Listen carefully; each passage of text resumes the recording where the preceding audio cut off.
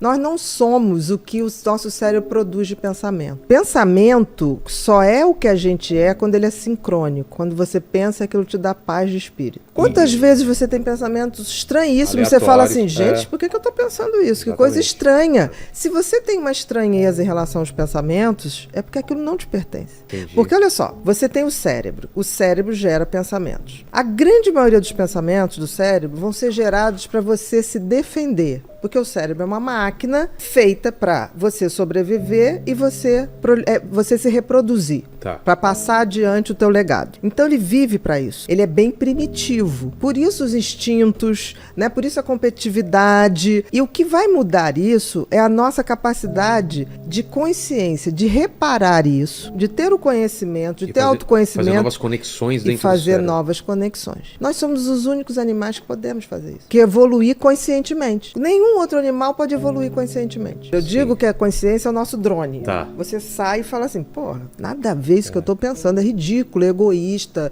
é mesquinho, seja lá o que for. Então, a consciência é quando eu vejo de fora, observo e falo, não quero ser assim, quero ser uma pessoa melhor. E o que acontece hoje? Nós não usamos esse poder de consciência porque a gente realmente está achando que a vida é isso que está acontecendo aqui agora. Que é só isso, né? É o coisa no Matrix que você quer a pílula vermelha ou azul. É. A vermelha vai te dar a A vermelha verdade. vai te dar a verdade, mas e aí? Você vai conseguir conviver com a verdade? E a azul vai te deixar nesse mundo tranquilo. Tudo Mas que você não está indo a lugar nenhum. É. Você está na massa. E a massa é uma coisa muito perigosa. Tá indo com a manada, né? Com a manada. Para mim, todo mundo pode estar indo para qualquer lugar. Eu vou de acordo com o meu senso de tô mantendo a minha trilha. Quando você vai na massa, você já está alienado. Eu não tenho o menor problema de estar na contramão. Vamos supor assim, o que é felicidade para o sol? Se você tivesse que chutar, para que o sol existe? Para iluminar, para Para aquecer. iluminar, para aquecer, para gerar vida. O que é felicidade para uma macieira? Dar frutos. É o Dar propósito, frutos. então? Claro. Qual é Então, o propósito? quando você atinge o seu propósito, essa é a felicidade plena. Claro. Agora, qual o propósito do ser humano? Porque assim, nascemos todos humanos. Agora, virar ser humano é um processo de construção. Tanto que eu digo no livro que felicidade é verbo, porque você tem que praticar. Se o sentido da vida do sol é aquecer, o sentido da vida da macieira é dar maçã, qual o sentido da minha vida? Nós estamos aqui, por exemplo, para evoluir e não para ser feliz. Então, no momento que eu coloco assim, qual é a minha missão? E eu trilho o caminho para chegar nessa missão, eu estou sendo feliz. Eu estou gerando o que a natureza espera de mim. A natureza espera de mim. Tanto que as coisas inúteis acabam com o tempo. A natureza não suporta inutilidade. Por exemplo, as coisas que são concretas e verdadeiramente feitas de boa intenção, elas quase são eternas. Tem um ditado que diz assim, todo mundo teme o tempo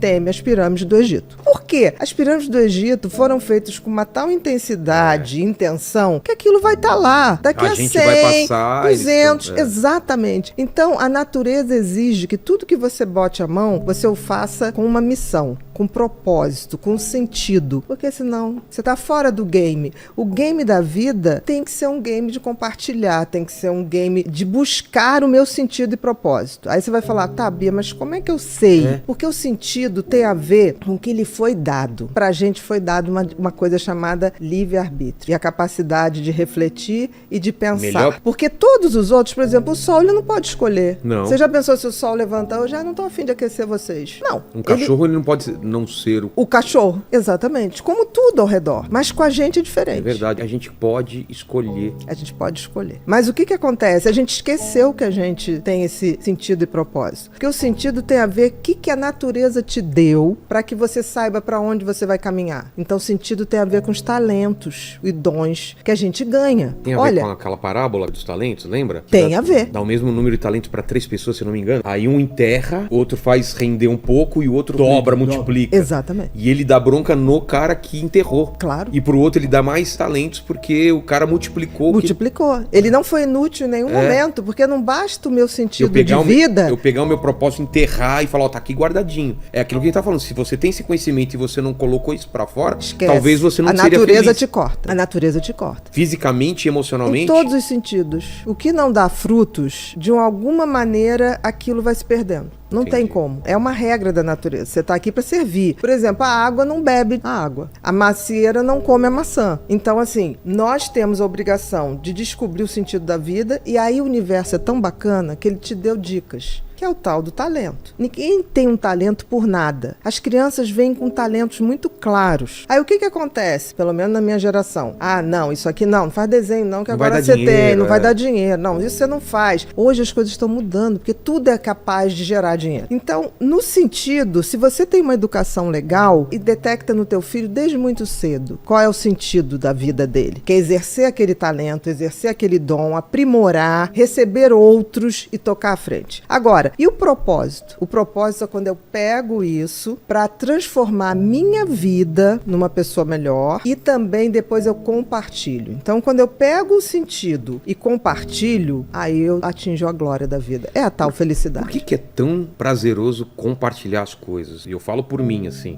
Você vê o seguinte, não podemos esquecer que nós somos seres sociais. Sim. Então, nós nascemos para atingir o outro, para nos conectar com o outro. Nossa. Isso está no nosso DNA. É inacreditável. Por isso que a gente tem empatia. E isso é tão precoce que um bebê de 8 meses já detecta quando uma outra criança sofre. Não sabe nem o que está acontecendo, mas choram. Então, assim, nós somos impelidos. Eu digo que navegar é preciso, ir na direção do outro é preciso. Viver não é preciso, mas ir na direção do outro é preciso. Porque a gente só se faz na convivência com o outro. Por exemplo, por mais diferença que eu tenha de você e você de mim, é nessa interação da gente que eu me reafirmo ou não. Porque quando eu falo assim, Guilherme, eu entendi isso que você está falando, mas eu sou o oposto. Mas nessa hora que eu digo eu sou oposta, eu estou me reafirmando.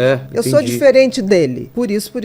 E a gente vive hoje, você falou das pessoas postarem tudo. Hoje existe grande parcela das redes sociais que postam para causar inveja no outro. E isso é triste. Tanto que uma das coisas que eu acho que afasta muito a gente dessa condição de ser humano, de compartilhar, é a tal da ostentação. A gente vive numa sociedade em que você está valendo pela grife que você usa. As grandes pessoas que têm milhões de seguidores são pessoas que ostentam uma vida que eu não sei nem se elas têm. Perfeita, o que a gente sabe que é uma mentira. Então, assim, existe hoje um movimento de massa onde as pessoas estão se iludindo. O Freud, ele dizia assim, as pessoas não querem a verdade. As pessoas querem a mentira. Porque a verdade faz você tomar uma atitude. Quem falou isso? Freud. A massa nunca esteve interessada na verdade. Mas ela não vive sem ilusão. E no final do livro, eu faço uma comparação do Matrix, que é isso também. O que a gente vive hoje, talvez eu digo que as pessoas estão procurando a felicidade. Primeiro, não sabe o que é, estão procurando no lugar errado e no tempo errado. Porque assim, você só tem como ser feliz aqui e agora. Todo o resto não existe. O tempo que a gente tem de relógio é uma abstração. O tempo é uma entidade tão mequetrefe que ela não se sustenta. Por exemplo, eu posso vir aqui 20 vezes, mas nunca no mesmo tempo. Ela é uma entidade que não se sustenta. O que eu venho aqui, o espaço, eu venho aqui, eu posso vir aqui. Não, isso aqui é a casa do Vilela. Ponto. Mas nunca voltarei no mesmo tempo. Então, é uma entidade fluida. Como é que você define uma coisa? Você precisa para poder viver nesse mundo, se organizar. Mas isso aqui é uma abstração. O tempo da felicidade é o agora. É o agora. Aconteça o que acontecer, nesse exato momento, essa é a melhor coisa da minha vida que está acontecendo. Se eu não curtir esse momento agora, eu vou me arrepender mais pra frente de não ter curtido ele. Aí são aquelas pessoas que passam anos e ficam assim, quem roubou o tempo de mim? a Ninguém vida roubou. Passou e você só não estava lá quando ele estava, entendeu? Então, assim, essa abstração que as pessoas fazem do tempo futuro, eu vou ser feliz quando eu me formar, eu vou ser feliz quando arrumar um emprego tal, eu vou ser feliz quando me casar, quando tiver filho, eu vou ser feliz quando me aposentar. Mas por que jogar a felicidade lá pra frente, né? Porque as pessoas acham que é isso, porque as pessoas têm parâmetros errados de felicidade. Eu vejo gente falar assim,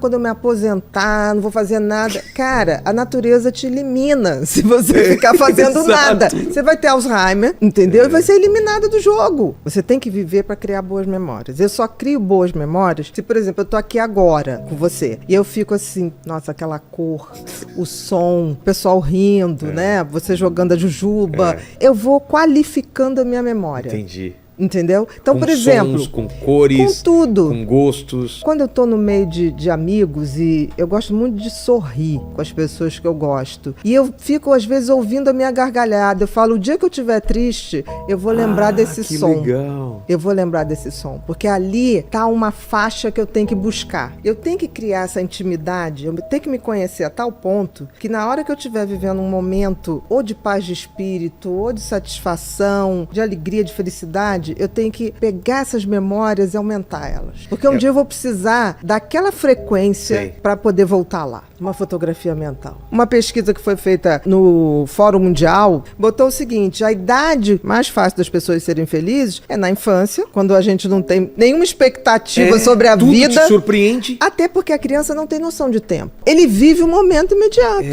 Putz, que legal então, isso. Então, assim, né, a criança não tem essa coisa, ele não tem Ela não expectativa. joga expectativa pra frente, né? Não, ele quer aqui agora. Ele gostou, vamos repetir. Porque eles não têm expectativas sobre expectativas que a gente tem sobre eles. As crianças que não têm expectativa do que a gente pensa sobre eles, é fantástico. E outra idade melhor para ser feliz é a partir dos 60 anos. Porque aí você já tá naquela seletividade, de tipo assim, caguei porque os outros pensam de mim. Meu tempo vai acabar, eu não tenho mais todo o tempo do mundo, eu não vou perder. O meu pai fala pra ela, mas você vai assistir 3 filmes num dia? Ela fala, vou. Por quê? Porque eu posso. Isso é genial. Exato. Porque assim, a predisposição dela pra felicidade é muito maior do que quando ela tinha 30, 40. Entendeu? Então assim, a gente tem que aprender com quem tem mais de 60 e com quem tem menos de 10. E é tão interessante que quanto mais a gente tem autoconhecimento, quanto mais a gente tem conhecimento da espécie humana, da história da humanidade, que é tão cíclica, né? Eu vejo gente sofrendo por momentos históricos, eu falo, isso vai passar. Porque já passou. A gente já viveu a Idade Média. A gente já viveu guerra. Isso tudo se repete. É uma onda de repetição. Então, eu acho que a idade, quando você junta autoconhecimento com conhecimento, você tem uma bagagem que você olha e fala assim, isso já aconteceu. E só tá mudando o tempo. Tem uma coisa, acho que aí vem a tal da sabedoria, né? Que fala assim, calma, isso também vai passar. E passa. Porque a gente também passa. Tem que entender que o universo, ele é cosmos, ele não é caos. O que significa? O cosmos tem leis que governam o universo. Que a gente vai entender tudo? Não vai. Mas tem leis. E a gente tem que entender que isso é regido por leis e tem que aceitar. Por exemplo, a finitude é uma lei. Não tem como. Então tem gente que fala assim, não fala que você vai morrer. Eu falei, mas gente, qual o problema? O meu problema é morrer sem deixar um legado. Aí eu sou o fruto podre, que apodreci e não dei frutos. Se eu tô na minha trilha fazendo o que eu acho que foi me dado como talento e compartilhando isso e vendo isso crescer, gente, tá limpo. Eu brinco que a gente sempre tá num trem, né? A vida é um trem. Em algum momento, quando eu cheguei aqui, né, há 56 anos e alguma coisa atrás, eu acho que eles abriram a porta do trem e me jogaram. Pá! Aí falaram assim, Bia, vai lá e faz o que você tem que fazer. E aí, depois, eu acho que em algum momento, esse mesmo trem vai passar, eu vou estar bem assim, vai falar, Bia, hora de vir. Eu vou pedir 20 segundos. E aí vai passar aquele filmezinho, eu vou falar, tá limpo, vamos embora. Valeu a pena. Vamos embora. A pessoa que chegou era assim, e a pessoa que tá indo é uma pessoa melhor. Só isso. É isso. A morte faz parte da vida.